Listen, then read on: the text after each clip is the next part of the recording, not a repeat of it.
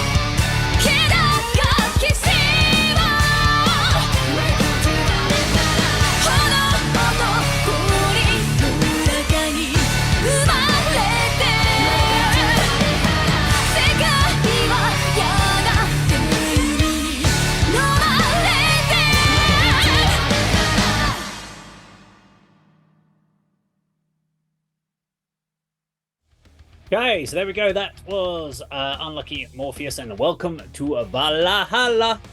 I'm going to throw it over to Andy to kick off your feedback on it.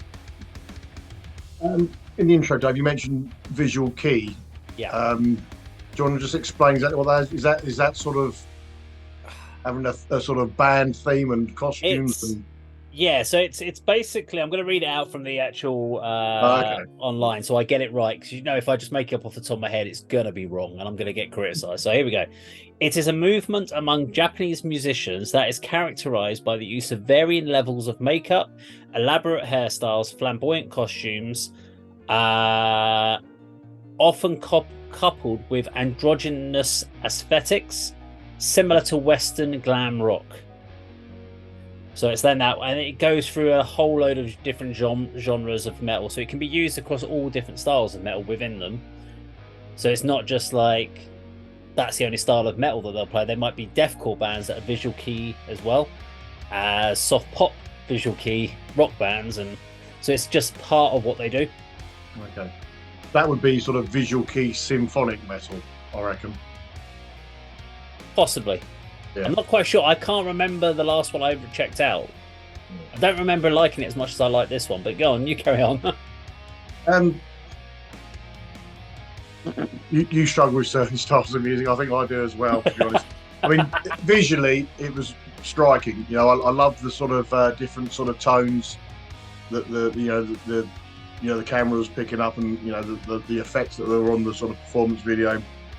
I love violins in metal, especially doom, but they fit well with that. I mean, when you sort of brought us back online, you stuck the extra syllable in Valhalla as well, which is Valhalla.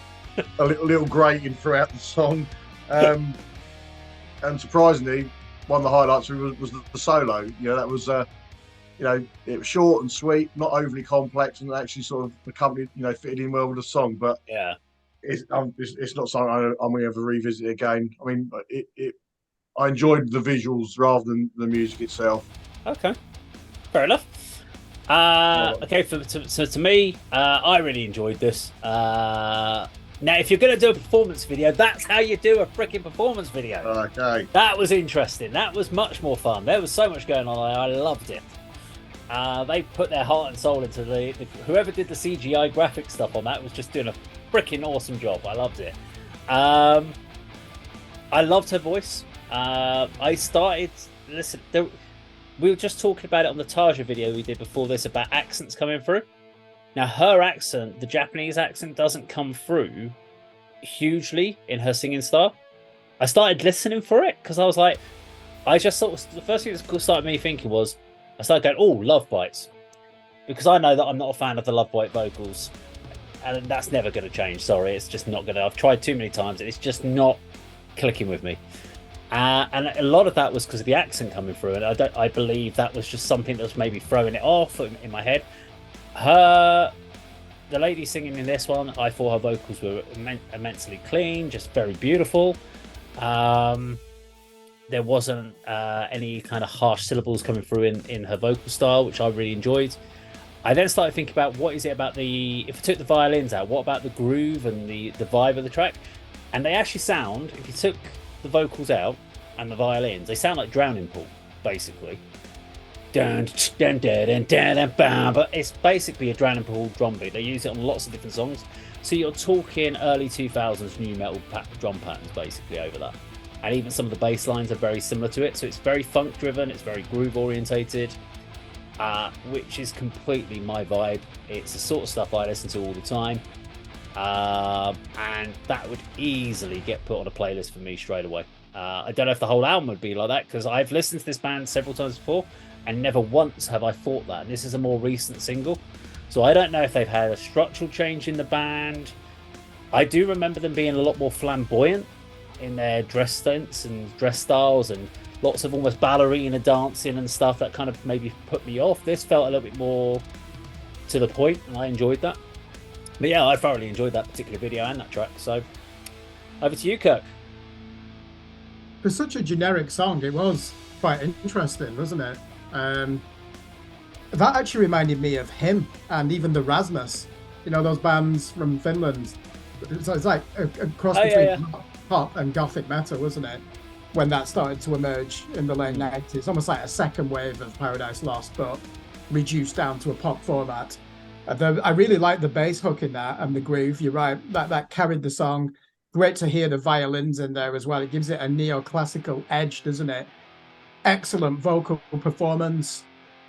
The guitar player, you couldn't hear him until that solo, which I think almost threatened to throw the entire song out of key.